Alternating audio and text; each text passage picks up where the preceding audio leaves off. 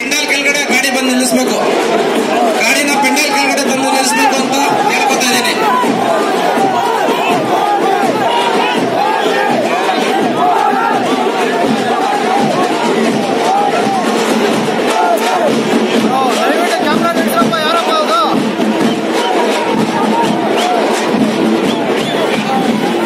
ಬಂಧುಗಳೇ,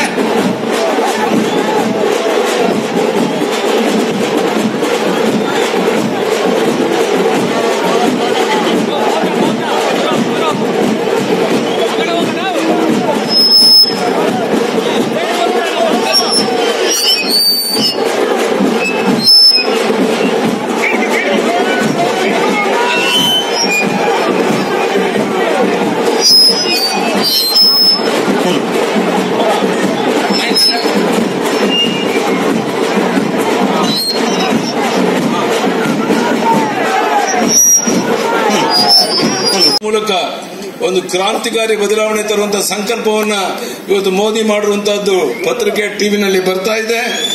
ಬಹಳ ಮುಖ್ಯವಾಗಿ ಕಾಶ್ಮೀರದಲ್ಲಿ 370ನೇ ವಿಧಿ ಏನಿತ್ತು ಅದನ್ನ ತೆಗೆದುಹಾಕಿ ಅಲ್ಲೇನು ಹೋರಾಟ ಇದೆ, ದೇಶದಲ್ಲಿ ಹಿಂದೂ ಮುಸ್ಲಿಂ ಕ್ರಿಶ್ಚಿಯನ್ ಎಲ್ಲ ಒಂದೇ ತಾಯಿಯ ಮಕ್ಕಳಂತೆ ಬಾಳಬೇಕು, ಭಯೋತ್ಪಾದನೆ ನಿಲ್ಲಬೇಕು ಅನ್ನೋ ಕಾರಣಕ್ಕಾಗಿ ಕಾಶ್ಮೀರದಲ್ಲಿ 370ನೇ ವಿಧಿ ಹಿಂತೆಗೆ ಅಂತ ಐತಿಹಾಸಿಕ ತೀರ್ಮಾನವನ್ನು ತಗೊಂಡಿದ್ದಾರೆ.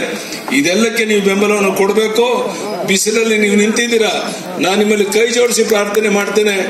7 ಬಾರಿ ನಿಮ್ಮ ಸಂಸತ್ ಸದಸ್ಯನ ನೋಡಿದ್ದೀರಾ, ಒಂದು ಸಾರಿ ಬದಲಾವಣೆಯನ್ನು ತಂದು ನಾವು ಮುನಿಸ್ವಾಮಿ ಅವರನ್ನ ಸಂಸತ್ ಸದಸ್ಯರಾಗಿ ಮಾಡಿ ನಿಮ್ಮ ಸೇವೆ ಮಾಡೋದಕ್ಕೆ ಅವಕಾಶವನ್ನು ಮಾಡಿಕೊಡಬೇಕು ಅಂತ ಹೇಳಿ ಕೈ ಜೋಡಿಸಿ ಪ್ರಾರ್ಥನೆ ಮಾಡಿ.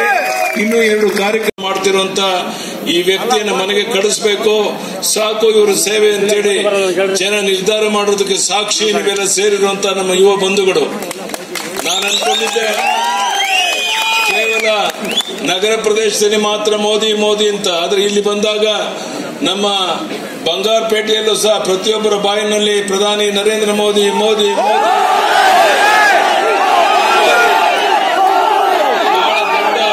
ಅಂತರದಲ್ಲಿ ನಮ್ಮ ಮುನಿಸ್ವಾಮಿ ಅವರು ಗೆದ್ದೇ ಗೆಲ್ತಾರೆ ಅನ್ನೋ ವಿಶ್ವಾಸ.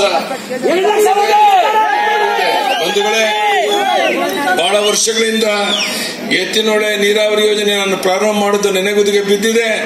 ನಾನು ನಿಮಗೆ ಭರವಸೆಯನ್ನು ಕೊಡ್ತೇನೆ, ನಮ್ಮ ಮುನಿಸ್ವಾಮಿ ಅವರು ಸಂಸತ್ ಸದಸ್ಯರಾದ್ಮೇಲೆ ನಾವೆಲ್ಲ ಒಟ್ಟಾಗಿ ಸೇರಿ ಈ ಎತ್ತಿನೊಳೆ ಯೋಜನೆಯನ್ನು ಪೂರ್ಣ ಮಾಡಿ ಎಲ್ಲ ಕೆರೆಗಳಿಗೆ ನೀರು ತುಂಬಿಸುವಂತಹದ್ದು.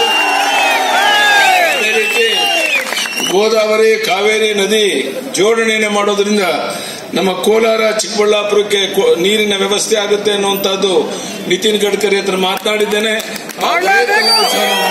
ಭರವಸೆಯನ್ನು ನಾನು ನಿಮಗೆ ಕೊಡ್ತಾ ಇದ್ದೇನೆ. ಬಂಧುಗಳೇ, 6 ಅಂಶಗಳು ನಿಮ್ ಗಮನಕ್ಕೆ ತರ್ತೇನೆ. ಒಂದು, 60 ವರ್ಷ ಮೀರಿದ ರೈತರಿಗೆ ಎಲ್ಲರಿಗೂ ಸಹ ಪೆನ್ಷನ್ ಕೊಡುವಂತ ಒಂದು ಹೊಸ ನೀತಿ, 6,000 ರೂಪಾಯಿನ ರೈತರ ಖಾತೆಗಳಿಗೆ ಜಮಾ ಮಾಡುವಂತ ಯೋಜನೆ ತಂದಿದ್ದಾರೆ. ರೈತರಿಗೆ 1 ಲಕ್ಷದವರೆಗೆ ಬಡ್ಡಿ ಇಲ್ಲದೆ ಸಾಲ ಕೊಡುವಂತ ಯೋಜನೆ ಜಾರಿಗೆ ತಂದಿದ್ದಾರೆ. ಬಹಳ ಮುಖ್ಯವಾಗಿ 33% ಮಹಿಳೆಯರಿಗೆ ವಿಧಾನಸಭೆ ಲೋಕಸಭೆಯಲ್ಲಿ ಮೀಸಲಾತಿ ಕೊಡುವಂತ ಒಂದು ತೀರ್ಮಾನವನ್ನು ಪ್ರಧಾನಿ ನರೇಂದ್ರ ಮೋದಿ ಅವರು ಮಾಡಿದ್ದಾರೆ.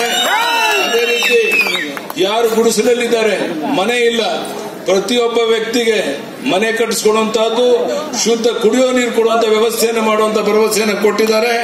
ಅದೇ ರೀತಿ ಎಲ್ಲ ಹಳ್ಳಿಗಳ ರಸ್ತೆಯನ್ನು ಮೇಲ್ದರ್ಜೆಗೆ ಏರಿಸೋದಕ್ಕೆ ಹಣವನ್ನು ಕೊಡುವಂತಹದ್ದು. ಹೀಗೆ ಅನೇಕ ಅಭಿವೃದ್ಧಿ ಕಾರ್ಯಗಳ ಬಗ್ಗೆ ಯೋಚನೆಯನ್ನು ಮಾಡಿದ್ದಾರೆ. ಸುಮಾರು 60